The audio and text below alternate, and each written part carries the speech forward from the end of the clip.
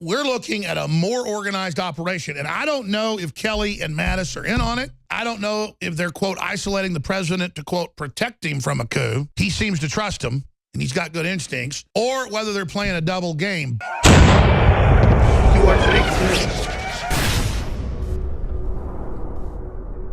Ladies and gentlemen, thank you so much for joining us as we broadcast worldwide. Already Thursday, the third day of August 2017. Milo Yiannopoulos is launching his new book that was already a #1 New York Times bestseller when they canceled it via political correctness a few months ago. He's suing the publisher, and he's reissued it himself, coming out today. Dangerous is the name of the book. It's available at InfoWarsStore.com. And, of course, many other places. He'll be in studio with us for 2 hours today. Then, I don't normally preempt folks that are hosting the fourth hour. Anthony Cumia is going to be hosting the fourth hour. I've invited him to ride shotgun with myself and Roger Stone. But I got some really important information from one of my White House sources yesterday afternoon. So I finally got a hold of Roger at about 11 o'clock at night, Central Time last night. And he had some very important conversations yesterday, very lengthy, important conversations. Now, I got off the phone at about 11:30 at night, and I got in bed with my tablet, my laptop, my iPad, whatever you want to call the stupid thing, and I began doing some final surfing, and guess what I saw pop up in the news feed? Establishment News, they force feed you when you fire up the iPad. Exactly what I had just been talking to Stone about and when I had been talking to my other source at 4 o'clock in the afternoon. Kelly cracks down on West Wing back channels to Trump. Now, remember, when we give you these sources, information, we're not making it up. That's why we told you Trump would announce no expansion of the war, no plan to topple Assad. 3 days later, he said those exact words back in April. That's why we told you that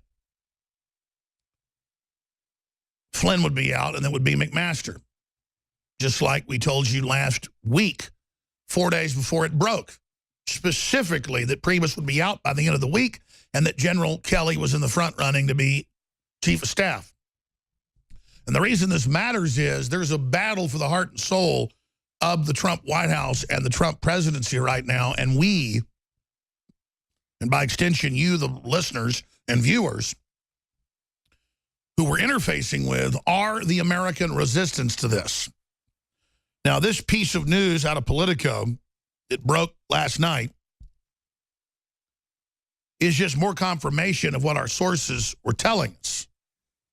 But again, these sources are so high level, you couldn't get a better source of White House information. Now, that said, the media has gone from freaking out about those sources and giving us a lot of attention because they know we have those sources to total silence on it. Because they don't have the sources and the source we have. And they're upset about it. Now, the information I've got is so big that I don't even know how to properly break it all down. I was pretty tired at 11:30 when I climbed into bed. I'd been up since 6 a.m. But I couldn't go to sleep for about 3 hours after I had all this information. I got back out of bed, went down to the kitchen table, sat there and read news and wrote notes for 3 hours. Then I went to bed about 2:30 in the morning, ended up oversleeping. I never sleep till 9 in the morning. I slept till 9 this morning. And as soon as I got up, I just got in the shower, and I'm just still having the same conversation that I have with myself with you. I don't know what to do about this. And I'm not 100% sure what all this means. But in Roger's words, in his text message to me at 11 at night when he was finally ready to talk to me, or 10:30, was this is 7 days in May. Now, that's a Burt Lancaster movie where the Pentagon, a group of generals, decided to have a soft coup against the president. And then I got on the phone with him and basically was told the same information that I got from my sources, but his source was even more high level. And I'm just going to stop right there. 7 Days in May, 1964. Burt Lancaster, Kirk Douglas, powerful film. We ought to do a review of 7 Days in May. I think we've done one before, 5 or 6 years ago. But we're not watching a movie about a military coup. We are in it. What did Rush Limbaugh say last week? We played the clip. You can pull up the headline. Rush Limbaugh, headline, Democrats are contacting generals to plan a coup. That was the headline. Generals are being contacted by the Democrats in deep state to plot a coup. That's Rush Limbaugh. 20 million listeners a day. The mouth of the not completely traitorous Republican Party.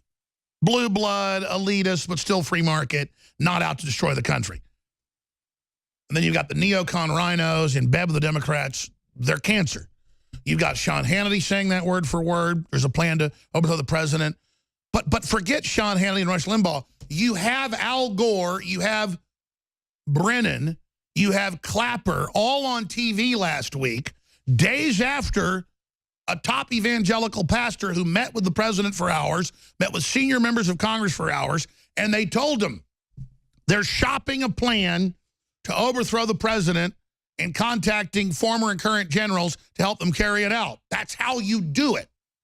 They had the McCormick-Dickstein committee hearings back in the late 1930s about how Smedley Butler, Commandant of the Marine Corps, two-time Congressional Medal of Honor winner, was contacted by the Bushes, by Prescott Bush and Brown Brother Harriman and a Nazi group, and asked to overthrow Franklin Delano Roosevelt. And then they said no.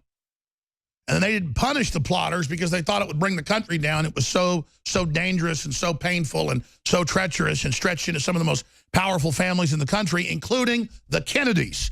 Yes, the Kennedys early on were on the Nazi payroll. That is a fact. They were in bed with sex operatives. They were getting paid off. But back then, Hitler was seen as good in the mid-30s. Joseph Kennedy and the rest of it. They were seen as anti-communist. Time magazine, you know, was saying Hitler's the greatest guy. The liberals loved him. He was for eugenics and sterilizing the minorities and a vegetarian and animal rights activist. I mean, he followed the whole template. But I digress. We're looking at a more organized operation. And I don't know if Kelly and Mattis are in on it. I don't know if they're, quote, isolating the president to, quote, protect him from a coup. He seems to trust him, and he's got good instincts. Or whether they're playing a double game. But they are isolating him and not letting anybody get info to him. I'm not going to name names here. And they're quoted in the news like he's some mentally ill, mentally retarded, you know, cousin you keep in the attic or the basement. And about, yeah, he kind of goes with whatever. You know, he put out that disinfo, Politico says, quoting the general. And Politico's such fake news. Who knows the general even said that? General Kelly, his chief of staff, you know, that he was being spied on by Obama. He just got that. It was in the New York Times. They said they were spying on him. They have the intercepts now of the attorney general. They have the intercepts of his family. They were spying. They bragged they were spying. And you've got them saying, because, you know, the president's dumb. He'll say any disinfo he gets told. Somebody told him. And somebody gave him a Breitbart article saying he was being spied on. And so now he's gone off half-cocked. Breitbart showed a screenshot like we did, days after we did, of the New York Times saying wiretaps picked it up. So see, remember all that? They were saying, oh, we're spying. Trump goes, that's illegal. They go, we never spied. You're crazy. It's only in hundreds of newspapers, and we only quoted it on CNN and Fox News, and we only had congressional hearings about it, and they're only using the intercepts now and leaking them everywhere, selectively edited. They're only leaking all his phone calls with world leaders right now. Oh, but they think you're so stupid. that they're saying he's crazy. But don't worry, General Kelly will make sure none of that information gets to Trump. And then McMaster, the head of the national security, he will fire anybody that talks about globalism to the president on his staff that writes papers about radical Islam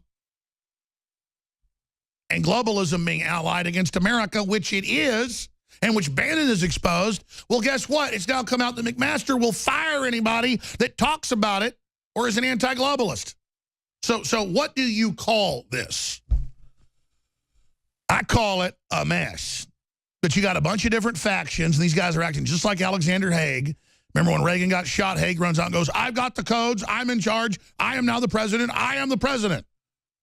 No, none of these generals ever got elected to office. They never did anything that Trump did. Trump's the maverick. We elected him. He's the president, not you. What the aging process is when the cell replicates, we lose a little bit of our telomeres. Telomeres are the little cups on the end of our chromosomes. And when it runs out, you start dying. Secure your DNA Force today at InfoWarsLife.com.